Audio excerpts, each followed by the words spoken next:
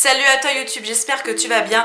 Aujourd'hui je suis ravie de te retrouver pour la troisième vidéo de l'édition Halloween 2019 et comme tu peux le voir dans le titre, c'est les films à voir 4, donc la quatrième édition sur des films que je vous recommande en période d'Halloween ou pour un marathon potentiel que vous souhaitez faire, comme nous d'ailleurs, on fait des marathons chaque année comme vous le savez. Du coup cette année, il n'y aura que des films d'horreur que je vais vous présenter de toutes catégories différentes. Donc du coup, pour compenser le fait qu'il n'y a pas de film tout public cette année, je vais vous présenter 2 films de plus par rapport à d'habitude. Comme vous le savez, quand je vous présente des films tout public avec des films d'horreur, je fais 50-50. 6 d'un côté, 6 de l'autre. Mais cette année, il n'y en a pas, donc je me suis dit, au lieu de vous présenter 6 films, étant donné que j'ai des masses et des masses de films encore non présentés sur cette chaîne, je vais en rajouter 2 de plus.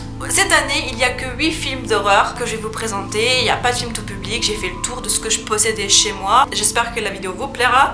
Et du coup, c'est parti pour les 8 films que je vous recommande cette année pour la 4e édition sur Eslinglium. C'est parti, bonne vidéo!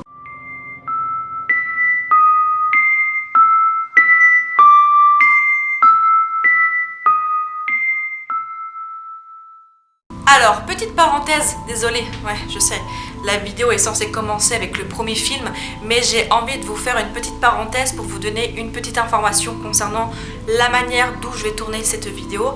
Alors, pour éviter que la vidéo dure trop longtemps, je vais simplement donner le titre du film, cela va de soi, c'est un peu une évidence, c'est un peu logique, sinon la vidéo ne sert à rien, avec 2 noms d'acteurs, avec l'année de sortie du film. Donc ça sera les seules informations que je vais vous donner oralement et je pense incruster un résumé du film pendant 10 secondes, donc il faudra mettre sur pause pour lire. Et si vraiment le film vous tape à l'œil, on va dire ça comme ça, vous intéresse, je vous mettrai plus d'informations en barre de description. C'est tout ce que je voulais vous dire avant de commencer sérieusement la vidéo. Et là cette fois-ci, je commence avec le tout premier film maintenant, donc bonne vidéo encore une fois, voilà. Alors, le premier film que je vous recommande, c'est Ouija les origines. Donc Ouija les origines, c'est une suite, puisque Ouija, le numéro 1, qui n'a pas de titre hormis Ouija, est sorti en 2014 et je vous l'avais déjà recommandé pour une édition des films à voir en période d'Halloween. Donc c'était la toute première édition d'ailleurs, c'était en 2015, le lien juste ici. Ouija les origines est sorti en 2016 avec Elizabeth Reeser, donc Elizabeth Reeser alias Madame Cullen dans Twilight, et Lulu Wilson.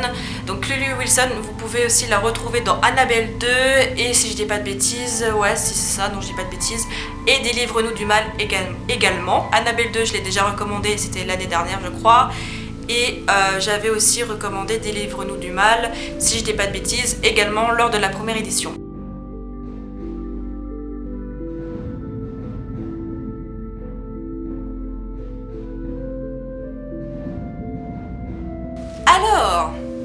Alors, quel est ce deuxième film? Le deuxième film en question est l'un de mes préférés. L'un des meilleurs films d'horreur de vampires que j'ai jamais vu de toute ma vie. Bref, même Dracula peut se rhabiller. Je vous jure, même Dracula peut vraiment se rhabiller parce que j'ai limite dormi devant le film avec Keanu Reeves. Mais là, c'est Entretien avec un vampire avec Brad Pitt et Tom Cruise. Un film qui est sorti en 1994 et que j'adore. Franchement, Tom Cruise en vampire, entre nous, entre vous et moi, bref, il est d'une canon attitude. Faudrait qu'il soit comme ça tous les jours. Même Brad Pitt avec ses longs cheveux, il est beau. Il est beau. Mon Dieu, je vous le recommande ce film. Dégueulasse, mais il est beau. Mon préféré, Brad Pitt, Tom Cruise, the best. The best. Bref, passons au petit résumé et après on passe au troisième film.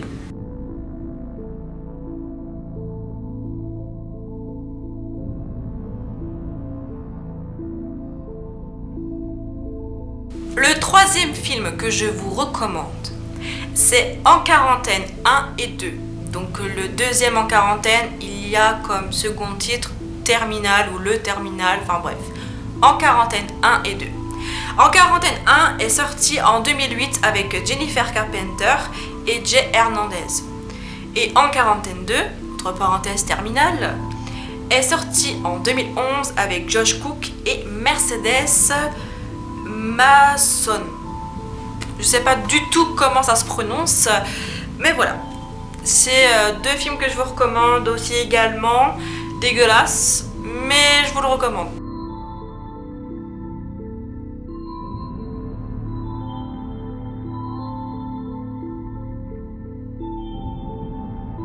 Alors, le quatrième film que je vous recommande, c'est La Dame en Noir, qui est sorti en 2012 avec Daniel Radcliffe et Ciarán Hinds. Je ne sais pas du tout comment on prononce son nom au complet, mais pour ceux ou celles qui ne savent pas, c'est Al Belfort Dumbledore. Le film est sorti en 2012, j'avais 13 ans. Je me suis littéralement chiée dessus. J'ai été traumatisée par ce film. Encore au jour d'aujourd'hui, j'ai du mal. Entre vous et moi, j'ai encore du mal à le regarder. Parce que sa tête... Putain, sa tête, elle est moche. Traumatisée à vie, quoi. C'est... Bon, voilà, je vous recommande le premier Dame en Noir. Le premier film de la Dame en Noir, c'est plus correct.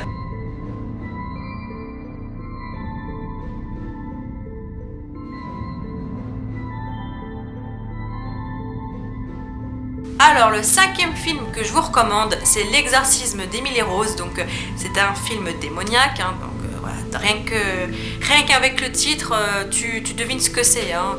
Donc, c'est basé d'une histoire vraie. Donc là, t'as encore les boules. Et il est sorti en 2005 et c'est avec Jennifer Carpenter, encore une fois, oui, parce qu'elle est aussi en quarantaine, et Laura Linney.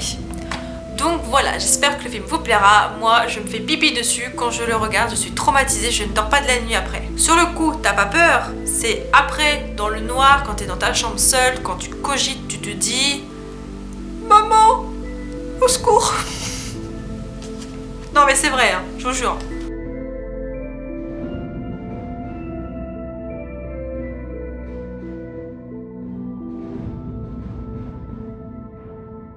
Alors, le sixième film que je vous recommande également, c'est Freddy Krueger, Les Griffes de la Nuit. Alors non, ce n'est pas celui avec Johnny Depp que je vous recommande. Celui-là aussi, je vous le recommande. Mais aujourd'hui, c'est surtout la version de 2010 avec Katy Cassidy et Kyle Gallner. Ça ? Ouais, Kyle Gallner, j'arrive pas à me relire. Donc il est sorti en 2010, je vous le recommande également, il est tout aussi bien que l'original avec pas Brad Pitt, non du tout, Johnny Depp.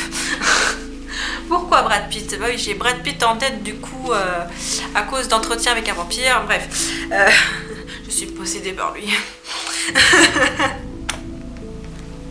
Je suis fatigante.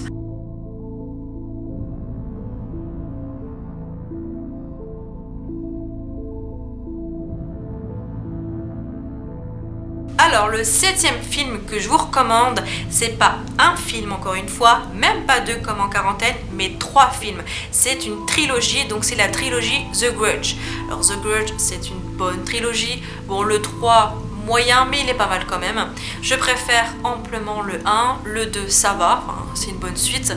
Et le 3, bon... il est pas mal, mais je pense que vous allez penser comme moi, vous allez plus aimer le 1 et un peu le 2 que le 3, mais il est pas mal quand même.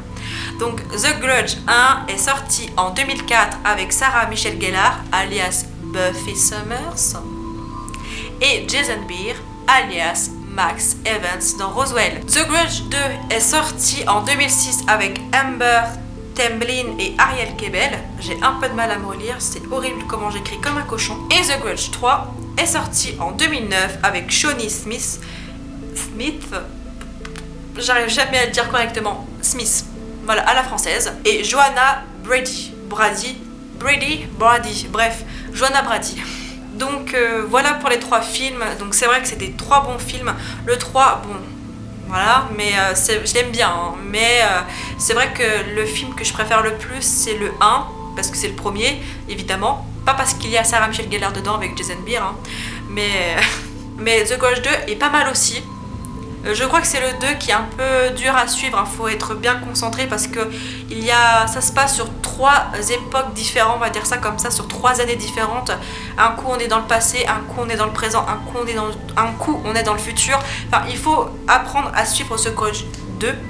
Donc il faut vraiment être concentré, pas être sur les téléphones mobiles, les téléphones portables, tablettes, ce que tu veux. Faut être bien réveillé, donc si tu veux le mettre pendant un marathon d'Halloween, tu as intérêt à le mettre au début de soirée, parce que si tu commences après à t'endormir et à avoir du mal à être concentré, voilà, tu vas rien comprendre, tu vas pas suivre le film. Dans ce cas-là, autant pas le regarder. Bref, passons à la suite et au dernier film du coup de cette vidéo.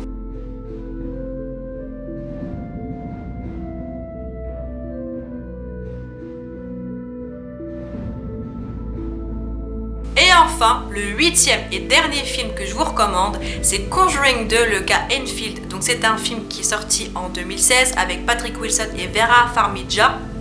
Ou Farmiga, enfin bref, on va dire Farmiga parce que je sais pas du tout comment ça se prononce. Donc le cas Enfield, surnommé l'Amityville anglais, puisque ça se passe peu de temps après les histoires d'Amityville que vous connaissez tous sûrement. Donc c'est une enquête pareil qui suit le premier film qui a eu lieu au cinéma, donc en 2013, les dossiers Warren, donc Conjuring les dossiers Warren plus exactement. Donc ça se passe quelques années après, si je dis pas de bêtises, en 74, ouais je crois que c'est ça, mais je vais me rectifier en cas de bug, mais je crois que c'est ça plus ou moins. Pour la famille Perron, ça s'est passé en 71, ça c'est sûr, je peux pas oublier. De toute façon, chaque année vous voyez un des films en question. Voilà, donc les dossiers Warren, celui de 2013, enfin voilà, le premier film qui a été fait, je l'ai déjà présenté également dans la première édition en 2015, c'est pour ça que je ne l'ai pas cité avec Conjuring 2, voilà encore une fois, et je pense que j'ai fait le tour et...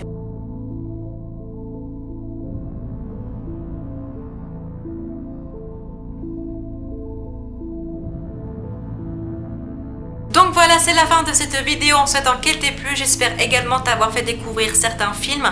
D'ailleurs, dis-moi en commentaire lequel que tu connais, lequel que tu connais pas, lequel que tu aimes, lequel que tu n'aimes pas. Enfin bref, dis-moi tout dans les commentaires, ça me ferait vraiment plaisir. N'hésite surtout pas aussi à aller voir mes anciennes vidéos Halloween. N'hésite surtout pas à activer la cloche si tu t'abonnes ou si tu es déjà abonné. Enfin voilà, je le dis jamais. N'hésite surtout pas à venir me rejoindre sur mes réseaux sociaux et à mon onglet communauté pour ne pas manquer toute information. Sur ce, je te fais plein d'énormes bisous poutous et à très vite pour de prochaines vidéos sur Eslinglium. Bye, XOXO.